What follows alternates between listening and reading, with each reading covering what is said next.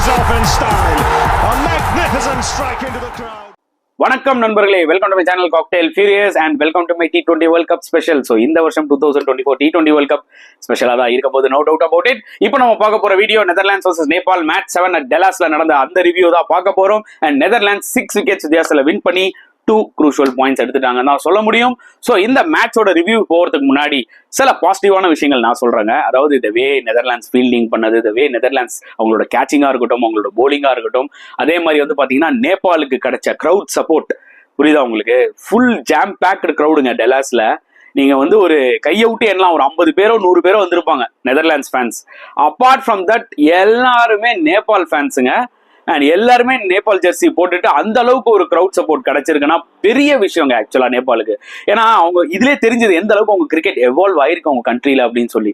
So டெஃபினட்டா இவங்களுக்கு இன்னும் நிறைய பிக்சர்ஸ் விளையாட பாத்தீங்கன்னா அவங்க இம்ப்ரூவ் ஆவாங்க. நிறைய டேலண்ட்ஸ் இருக்கு அதுல, நோ டவுட் அபவுட் இட். நிறைய ட்ரை சீரிஸ் விளையாடி இருக்காங்க இவங்க, அசோசியேட் டீம்ஸோட நிறைய விளையாடி வின் பண்ணியிருக்காங்க. அண்ட் நிஜமாவே நிறைய இண்டிவிஜுவல் பெர்ஃபார்மன்ஸ் எல்லாம் பயங்கரமா ஸ்பார்க் ஆயிருக்கு ஆக்சுவலா. ஸோ நேபாள் கிரிக்கெட் வந்து அடுத்த லெவல்ல போயிட்டே இருக்குன்றதுதான் கிளியரா தெரியுது. ஒரு இந்தியா பாகிஸ்தான் மேட்ச் பாக்குற மாதிரி ஃபீல் ஆச்சு எனக்கு. ஒரு ஃபுல் கிரௌட்ல உங்களுக்கு ஜாம் பேக்டா அந்த நாய்ஸ், அந்த வைபே வேற லெவல்ல இருக்கும்ல. எக்ஸாக்ட்லி நேத்து மேட்ச்ல அப்படிதான் இருந்துச்சு நெதர்லாண்ட்ஸ் வர்சஸ் நேபாள்ல. கம்ப்ளீட்டா jam packed Nepal fans crowd. செமையா இருந்ததுங்க பார்க்கறதுக்கே. எனக்கு வந்து ரொம்ப ஆச்சரியமா இருந்ததுப்பா, பரவாயில்லடா இந்த அளவுக்கு அந்த கண்ட்ரி வந்து பாத்தீங்கன்னா கிரிக்கெட்டை லவ் பண்றாங்கன்றது கிளியர் கட்டா தெரிஞ்சது. ஹோப்ஃபுல்லி நேபாள் வந்து பாத்தீங்கன்னா அவங்க கிரிக்கெட்டை இன்னுமே டெவலப் பண்ணி ஒரு பெரிய ஏஷியன் டீமா வருவாங்க. லைக் எப்படி ஒரு இந்தியா பாகிஸ்தான் ஸ்ரீலங்கா மாதிரி வருவாங்கன்றத நான் வந்து விரும்புறேன். பார்க்கலாம், we have to pray for it. But let's come into this match.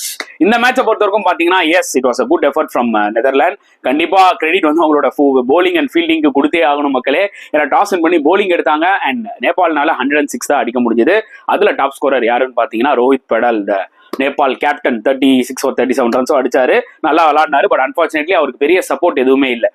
லாஸ்டா வந்து கரண்ட்ற ஒரு பிளேயர் வந்து பாத்தீங்கன்னா போலர் தான், கொஞ்சம் ஹார்ட் ஹிட்டர். அவர் வந்து ஒரு 2 6 விட்டாரு, அதனாலதான் 106 வந்துச்சு. ஸோ இன்னும் கொஞ்சம் பேட்டிங்ல அவங்க பெர்ஃபார்ம் பண்ணி காமிச்சாங்கன்னு வச்சுக்கோங்களேன். ஒரு 135 140 மாதிரி ஸ்கோர் என்னைக்குமே அடிச்சாங்கன்னா, விச் வந்து 2 பேஸ்டா இருந்தது, no doubt about it. It was not easy to bat. But still ஒரு 130 140 மாதிரி அடிக்கிற லெவலுக்கு வந்தாங்கன்னா கண்டிப்பா அவங்களோட போலிங்கை வச்சுட்டு they can defend those targets at least against associate teams. And we have to give huge credit to Netherlands bowling. ஏன்னா the way Pringle போட்டது, லெஃப்ட் ஆர்ம் ஸ்பின்னர் அவர் பியூட்டிஃபுல்லா போட்டாருங்க. அவர் ஹைட்டை யூஸ் பண்ணி நினைச்சா அடிச்சு போட்டுருக்கலாம். ஆனா ஃபிளைட் பண்ணி பியூட்டிஃபுல்லா போட்டாரு.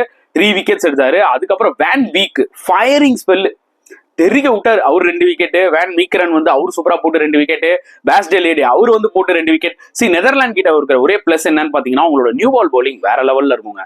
செம்ம கண்ட்ரோல்ல போடுவாங்க. நம்ம 2023 வேர்ல்ட் கப்லயே பார்த்தோம், 2022 T20 வேர்ல்ட் கப் ஆஸ்திரேலியாலையும் பார்த்தோம். அவங்க நியூ பால் பவுலிங் எஸ்பெஷலி அந்த டாப் 4 ஃபாஸ்ட் பவுலர்ஸ் வேற லெவல்ல போடுவாங்க. அதே தான் இந்த மேட்ச்லயும் நடந்துச்சு.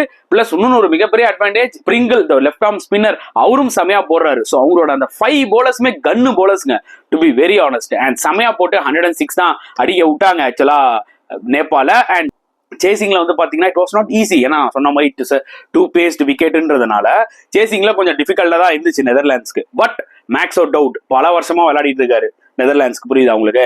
அந்த எக்ஸ்பீரியன்ஸை யூஸ் பண்ணி சூப்பரா ஒரு நாக் விளையாடினாரு. அன்பீட்டன் 54.